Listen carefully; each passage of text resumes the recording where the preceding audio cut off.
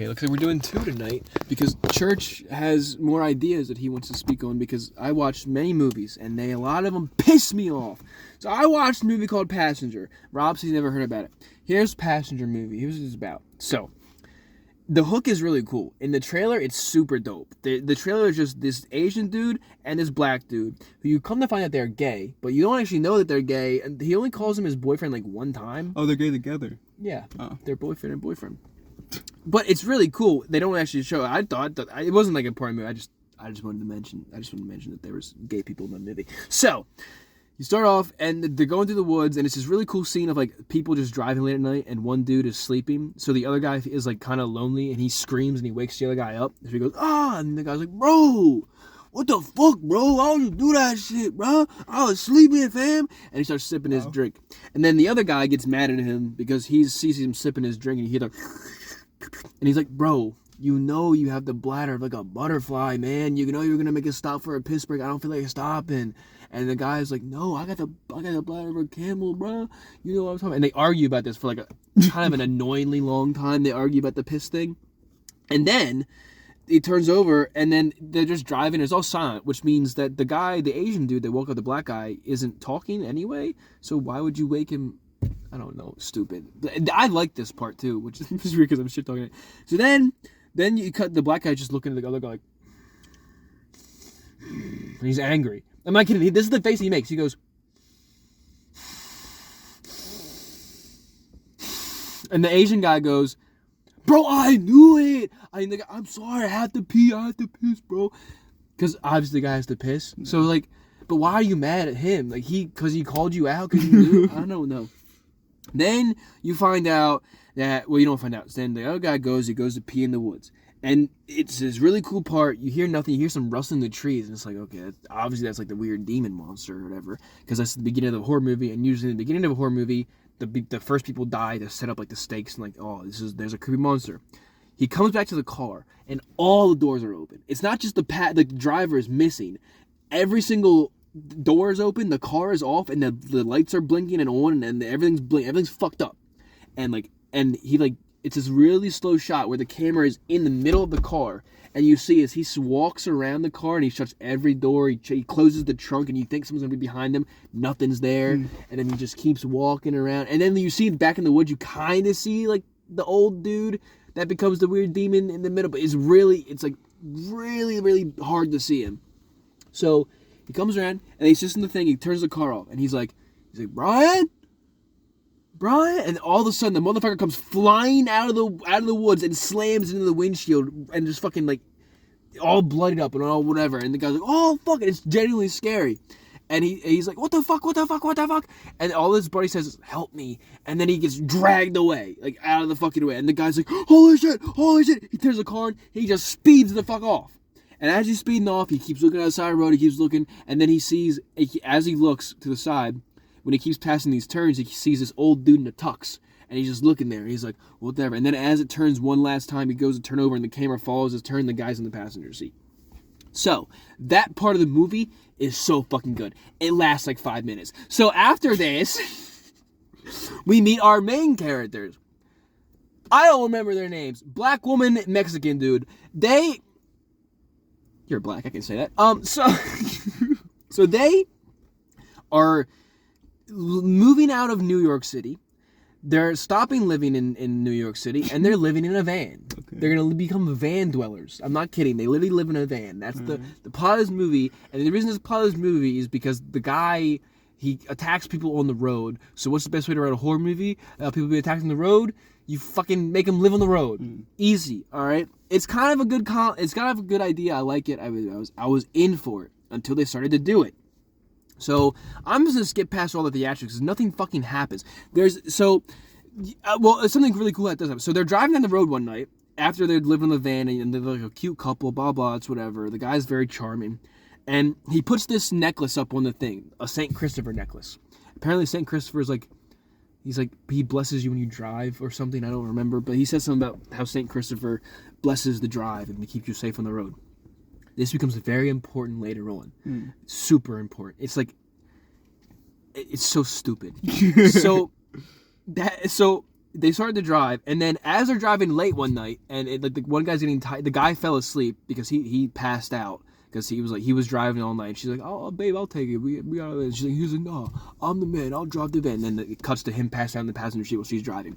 They see the guy from the intro, which is super cool because I'm like, oh my god, you never do this. They're making the intro connect to the actual movie. You see him, he's on the road, he's like waving at their van, he's driving on the side, which how is he even alive? Because you just saw the guy inside of his car. But we look past that because it's cool. So then they stop and and he crashes into a tree. And she wakes up her boyfriend. And then they go and they see the guy and he crawls out of the car. And as he crawls out of the car, he says the same thing as his friend said. He goes, help me. And then he gets pulled into the car. And then she goes to the car, and she's like, something pulled him in. And her boyfriend doesn't believe her at all. He never believes her at all. The entire film, he never fucking believes her. And, I mean, I get why. Because she does sound kind of crazy, and she doesn't see anything. But he just annoys me. Because he only believes her when something bad happens to him. And then once it happens to him, then he's like, fully on board. And he's like, oh, my God. But he doesn't even say sorry. He doesn't say sorry at all. He doesn't fucking apologize. He's an asshole. So they're driving, they see the guy, and he goes and checks, and they call the police, and the police get there, and then she sees these 3 little marks on the back of his truck. Then they go to this truck meet, where apparently people who drive vans have van meetups in the middle of the desert, and they just park the vans they live in, and they talk about their van life. And in this movie, there's a weird celebrity van guy that the boyfriend is obsessed with, and he meets him, and he leaves her to go meet with that guy, and that guy comes and checks out the van, and in doing so, this gives her the chance to go meet with this woman named Diane, who just exposits her all the fucking info she needs to understand the demon she's about to deal with. It's annoying. So then she finds out that those three scratches, the same 3 scratches as on the guy's trunk, are on the door of their van. So he's like, oh, I'll buff it out the truck meet or whatever. So he goes and talks to that. Then she meets this girl, Diane, and she's in front of a bunch of wanted posters, like missing posters or whatever. And then Diane's like, this ain't sad. They ain't coming home. And underneath the missing posters is a stick figure with those same 3 scratches in him. And then Diane starts talking. The girl is like, we met some weirdo on the road last night. Something bad happened. And Diane's like, you didn't stop, did you? She's like, yeah, we did. We helped him. And then she's like, yo, you're in danger. You're in danger. You better don't. And here's the rules of the road. Don't stop for anyone, and don't drive at night. And then they do both of those fucking things. So she basically gets all the info she needs about the guy and how to beat him right away from Diane. But not everything, because we need to wait for that the next time that they meet. So then they leave, and they go, and then they fuck off, and they get the tire scratches buffed out, and then they get a tip from the guy that says, go to 24-hour gyms. They're your best friend. Free shower, and they won't kick you out of the parking lot. Good idea, actually, if you need to stop. That is actually a smart idea. So, then this really cool scene happens where she leaves the gym. So she's already had, like, some encounters with, like, they call him the passenger. She's already had some encounters with him, like, some eerie stuff. Like, she's seen him in the back of the car, and her boyfriend thinks she's going crazy. She thinks she's just, like, getting used to the road life and everything like that. Because Diane was like, yeah, you know, you just gotta get used to it. I've been here for 43 years, and I ain't never got used to it. Fuck you, Diane. So then she starts to walk back to the van, and as she starts walking to the van, you start to hear a second pair of footsteps, and then she also hears them. She's like, oh no, she has AirPods in, type shit. So she takes her AirPod out, and she looks behind her to see if anyone's following her, and as she turns around, the van is ahead of her. Now, this is really cool, and it's very scary, but it doesn't make any fucking sense, because does that mean that the guy can teleport her? If he can do that, why does he lose? He can literally reverse time and make, like, the dimensional space bigger. The demon shouldn't lose. Okay, but you can't keep giving the demons all powerful abilities like this and then make them die. It's fucking stupid. But this happens like several more times. Like she's running to the van, and each time she hears the footsteps, she turns around. The van is away from her. So one time she just bull rushes to the van. She gets to the van, and then the guy chokes her from behind. But luckily, she grabs the necklace on the thing because that was her closest weapon. She grabs the necklace and she stabs him, and it burns him. St. Christopher. So then they had dash cams like all around the van. There's like cameras on each like side of it for some reason. I don't know if that's a normal thing, but one of the files was corrupted. The file from the night that they saw the guy crashing. And she keeps trying to rewatch it, but it keeps corrupting. And then she randomly gets an update on her fucking phone that obviously the demon is doing this, but like it's doing the stupid horror movie cliche where the demon just does a stupid theatrics bullshit and it's like, I'm trolling you till I kill you, only till now you know to kill me because I trolled you too much. Just kill them. It's just so stupid. Like, but it's just a bunch of horror movie cliche stuff, and then the movie just becomes all jump scares over and over again. Just jump scare this, jump scare that, blah blah blah blah blah. Then the scratches are now back on the car because the passenger's back and he's marked them for death. She finds a book about hobo symbols, and it turns out the scratches mean that road is marked for death or there's danger. And no, you have to read the hobo symbols. This also comes back into play because the hobo symbols that come out of fucking nowhere are the reason they find the place to kill the guy. I'm exhausted. It's just annoying. So I'm basically just explaining you the whole movie. I'm sorry. Do you want to just go home? Oh, cool. Okay, so they go, and then he's trying to ask. I think they ask her to marry, and then she doesn't put the ring on. That's why he keeps thinking like she's like upset with him because she doesn't want to marry him or whatever. She said, but stupid, dumb bullshit. She tells him that the guy choked her, and then in the video footage you see the passenger in the passenger side of the car, and then she goes to show her boyfriend, and then, oh my god, it's gone. Fuck off. Then they go in the woods and they're doing some projector. They're like, he said this really romantic thing where he put a projector up in the woods and that they're playing a movie in the woods. And then all of a sudden you see a guy in the projector screen, and then he's like, hey man, this ain't funny. And then she's freaking out, and he's not like, this might be the thing that she keeps talking about, that she keeps seeing. We should just go, because she's like, I just want to go. I want to go. And then he like smacks it, and then nothing's there. So then they run inside the van. And then he dropped the keys, so he has to go out to get the keys, and it was so dumb. So he leaves her alone in the car to go get the keys. So you think she's going to get spooked by the passenger because she's alone and vulnerable now. No. The passenger decides to play fucking hide and seek with the motherfucker's keys, and he starts jingling them. The fucking demon starts jiggling the keys to get the guy to walk into the fucking woods, right? And then the keys, what she said were in his pocket that he dropped on the ground, are hanging up on a tree branch. Like 5 feet in front of him. Clearly a trap. Now, let me ask you a question. If you think a demon was haunting you and you were looking for your fucking keys, and then you found them 5 feet ahead of you, when they were jiggling, when they were like away from the area where you ran away from with your wife, what would you do? Would you go for the fucking keys? Probably not. No! You wouldn't. I would just go back in the van and wait. Yeah. And if I was the girl, I would tell him, like, the necklace hurt him before. I'm just going to sit here and hold the necklace. So, none of that happens. He goes for the fucking keys, and he snatches them, and of course, as he grabs the keys, oh, he's right in front of me! But he gets to turn around and run. He's right there! Kill him. Kill him, motherfucker. Then they get the van started. They go. Then she's like, we gotta find Diane again. Diane knows what to do here. We gotta find Diane. So they track her down to another truck meet because she said she was going to like Sacramento or whatever. And then they go to Diane, and she's like, Diane, I need your help. There's something following us. And the second that they say something is following them, Diane goes, you've killed us all. Congratulations. She's like, everybody, pack up. We gotta go. The demons are coming. You've brought evil in this world.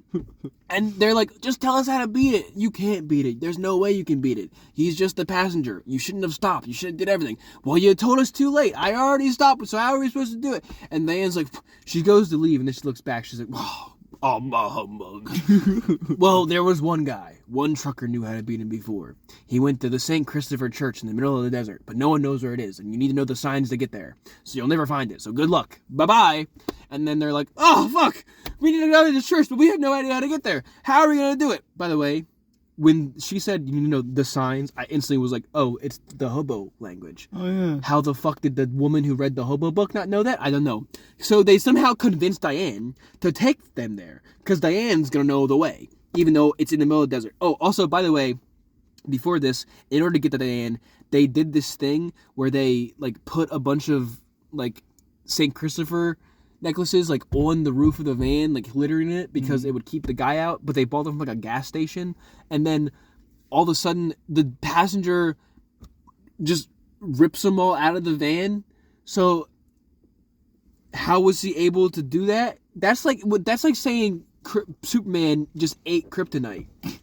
Like, you can't. You just proved that was the weakness. You can't make him use. It's like that whole thing in movies when like you put the cross on the wall, and then the demon is so powerful it flipped the cross. No, motherfucker, that's like not supposed. That's the opposite is supposed to happen. I hate when they do that because it's just so dumb. It's like, don't you see we have a powerful demon? You can't just show him being scary. You have to show him he can move across. Fuck off, man. Stop showing me a thing can hurt them and then have that thing be like, but it's too powerful now. Fuck you. So then, literally, they meet Diane. Diane doesn't even get to leave the truck meet they meet her at. As she goes to leave, she looks over, and they look over at her. The passenger just fucking, even though it's been chasing them the whole movie, the passenger has been chasing them. The entire film has been going after these people. It shows up in Diane's passenger seat, grabs her, and literally rips her fucking head off. Wow. The whole movie it was chasing these people. But Diane, fuck her, I guess. Fuck her, I guess. You know, oh my god. So, Diane dies. And then they're like, well, how are we going to find the church? And then they're just driving on the road at night, by the way. And they see a sign. And it has a hobo symbol. So wait, the passenger just kills Diane, then dips? Yeah. Oh. It doesn't do anything else. It just dips. And then they follow the sign. She's like, that's a sign from my hobo book. I remember. We have to follow that. So she starts going off-road and following the things. And the boyfriend rightfully says, what if it's a trap? What if he's just making you see those? So you come to find out that I forgot to mention, there's a whole backstory with the demon. He's actually St. Christopher's like brother or whatever. St. Christopher had like a friend, and they were traveling the road together. And then St. Christopher, I forgot what actually happened, but he like settled down, and the guy didn't want to settle down, and then the guy got cast to hell, and he's actually a demon. That's why St. Christopher can fight him, because they're like mortal enemies for life or whatever. It's like annoying. It's just so stupid. It's like, do you see the demon? We're gonna give him a backstory. You don't have to do that. You can just say he's a creepy demon guy that kills people who stop at the road at night. I would have believed you. You didn't need the backstory of him being a demon.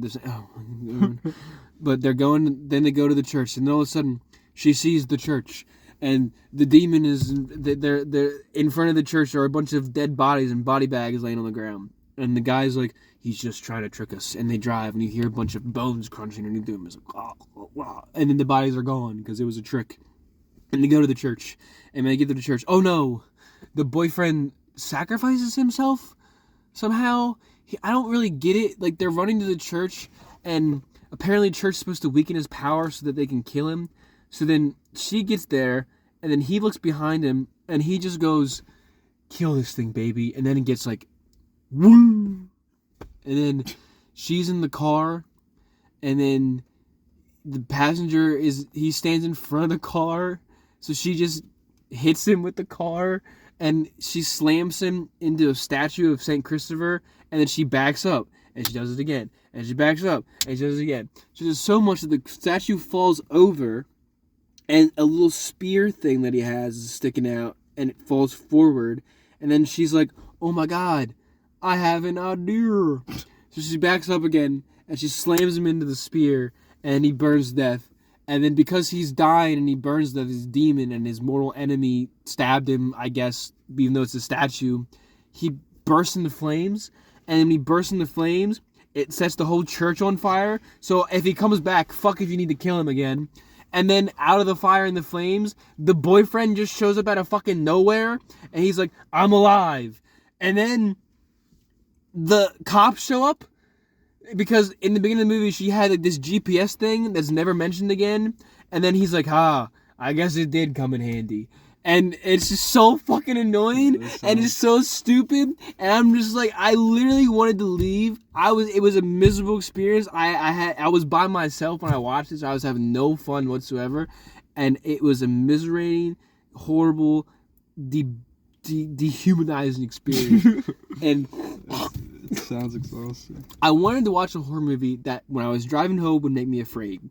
I literally was just getting mad when I was driving home. Just like, didn't make no fucking sense. No sense. So thank you for listening to me talk about The Passenger. That was my shitty movie review talking about The Passenger. Goodbye.